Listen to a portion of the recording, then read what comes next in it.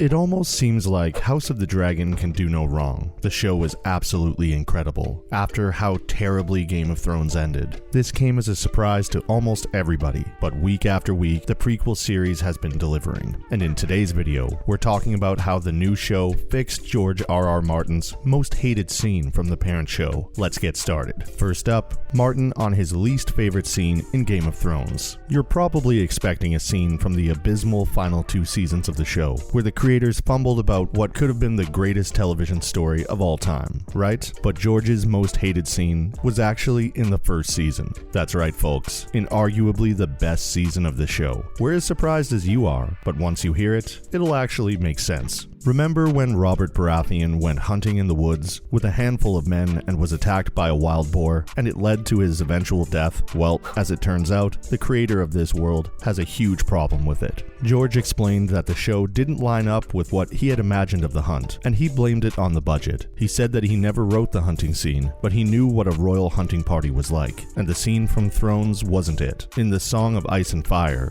King Robert goes hunting, and word gets back that he was gored by a boar, and he dies once he's back home. While in the show, he goes walking with 4 men. Is that any way for a king to go hunting? Absolutely not. There should have been 100 guys. There would have been huntsmen. There would have been dogs and horns blowing and pavilions. It would have been grand. That's how a king goes hunting. He doesn't just walk through the woods with 3 of his friends holding a spear and hope to meet his prey. What nonsense. Now we're pissed at Game of Thrones. Next up, House of the Dragon fixed this mistake. Well, fixed might be the wrong word, but they showed how it was done. In episode 3 of the prequel show, we finally saw a pursuit worthy of a king, as Viserys set out on a royal hunt in the extravagant style that Martin had envisioned. When King Viserys saw a stag, it was a whole spectacle. There were hounds and horses, broad pavilion tents, and bards to sing in them. Even his toddler son was there to witness his grandfather catch his target. Of course, until the king himself could barely kill the stag, and it took a few tries. But it seemed like a huge event, a celebration, something that only kings could do. Now, compare that to what Game of Thrones did, and you can't help but feel mad. Or maybe the Targaryens were just better at such stuff. Following this, Viserys missed his target. That's how it was supposed to be, but we can't help but talk about how awkward that hunting scene ended up being. What started as a hunt for a wild hart, the rarest of stags, ended with the king barely managing to kill a common stag. On this journey, we discover that Viserys is a failing king who can't make his own decisions, and can't even control his own daughter, let alone all of the 7 kingdoms. He's also ill, and he doesn't seem to be getting better. Before he embarks on his hunt, Sir Otto Hightower tells the king that spotting a wild hart is a sign from the gods that proves Aegon's royal pedigree. After all, a wild hart symbolized royalty in this world before the dragons came. But Viserys fails to conquer that creature in Aegon's name. Instead, he's called for the kill of a generic stag after his men capture it with their horses and hounds. And by the time the king got there, the poor animal could barely move. And even then, he struggled to kill it. He had to be directed by his men where to strike the animal to put him out of his misery. So it was kind of awkward, but hey, at least he didn't get attacked and killed. Coming up, Rhaenyra is on a hunt of her own. This episode of House of the Dragon was phenomenal for so many reasons, but as always, the best thing about it was the young princess. She had repeatedly made it clear that she refuses to listen to anybody else, and she will march to the beat of her own drum, and we simply love her for it. Even after the time jump, it's clear that she's still not okay with her dad marrying her best friend, and who can blame her? So she's often found at odds with the king, but in this episode, it's about her marriage. So once the royals get to the hunting party and Rhaenyra gets away from a terrible Lannister proposal, she runs away. Her beloved white cloak of the Kingsguard, Sir Criston Cole, follows her, and the pair come across 2 targets of their own, a wild boar and a white hart. You don't have to think too hard to see how this was a nod to the parent series, as the King Robert hunting sequence had the exact same positioning that the princess found herself in, except that Rhaenyra was able to hold it off long enough for Sir Criston to injure the creature, and then for her to slaughter it. We'd argue that with this action, she proved herself more worthy of the Iron Throne than any man we've seen sit on it, including her father, King Robert,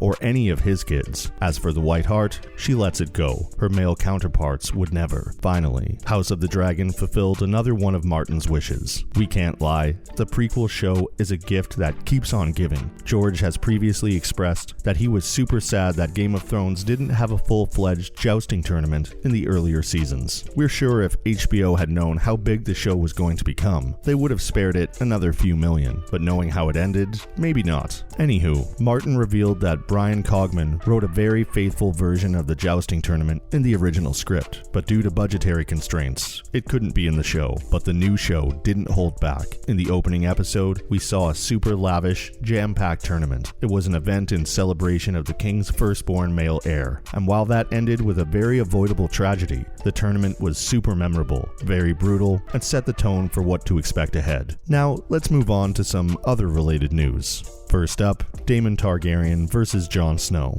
Folks, who are you putting all your money on? If you ask us, it's not that hard of a choice. It'd obviously be the Rogue King. Matt Smith seems to think so as well. In a recent appearance at the Heroes Comic-Con in Brussels, he was asked what his character's relationship would look like if he existed 200 years later, and the actor simply said, "I don't think Jon Snow would survive very long." We can't help but agree.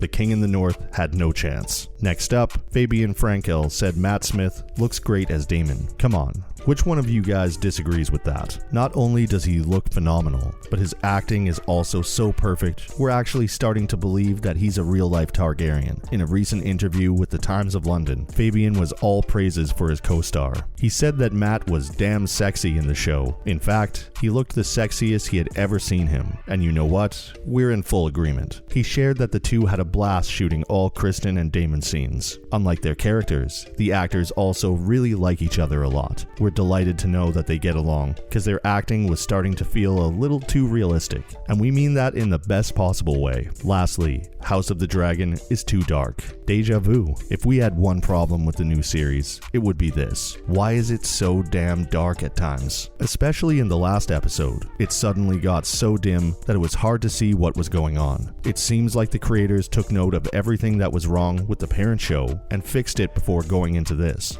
But they missed this tiny detail. Fans have been complaining about an otherwise excellent show because of this creative decision. One fan tweeted that the lights going on took them right out of the episode. Another stated that there had to be better ways to show nighttime in the show. Trevor Noah weighed in on the complaints as well and said that he wasn't Steven Spielberg or Barry Jenkins, and he hadn't directed anything. But if you're making a TV show where the audience can't see anything, then it's not that. It's a podcast. Well, some points were made. That's a wrap for this video. What did you guys think about the Viserys hunting scene? Let us know in the comments below. Make sure to give this video a thumbs up and subscribe to our channel for more videos like this. See you in the next one.